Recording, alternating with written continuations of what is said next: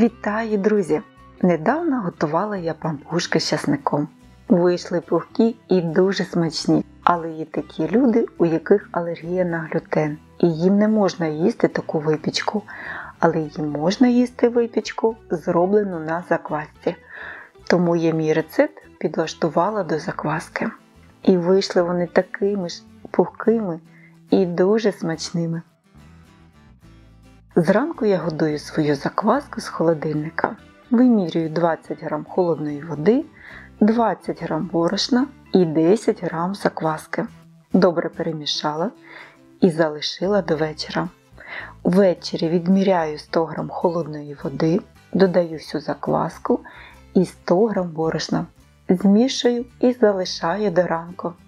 Наступного ранку буду замішувати тісто.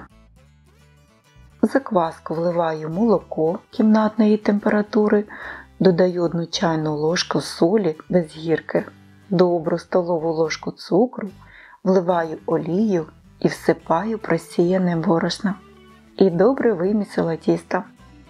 Ємкість змастила олією. Ось таке вийшло ніжне тісто. Накриваю рушничком і залишаю на півгодини. Через півгодини вологими руками витягую тісто. Воно тоді буде пружнім і буде тримати форму. Залишаю ще на півгодини. Через півгодини знову треба тісто витягнути. Накриваю і залишаю на 1,5 години. Стіл змастила олією. Тісто дуже гарне вийшло. Поділила його на маленькі шматочки і скатала в колобки. Накрила рушничком і залишила десь на 2-3 години, щоб добре піднялось. Перед випіканням змастила жовтком, розбавленим молоком. Духовку вже розігріла до 180 градусів і випікаю приблизно 25-30 хвилин. А тим часом роблю чесниковий соус. На цей раз візьму сухий чесник, десь чайну ложку без гірки, сіль і перець за смаком.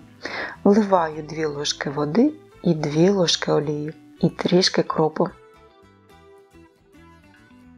Гарячі пампушки змащую чесниковим соусом. Смак у випічки на заквасці неймовірний. Це дуже смачно. Обов'язково приготуйте. Смачного і всього найкращого!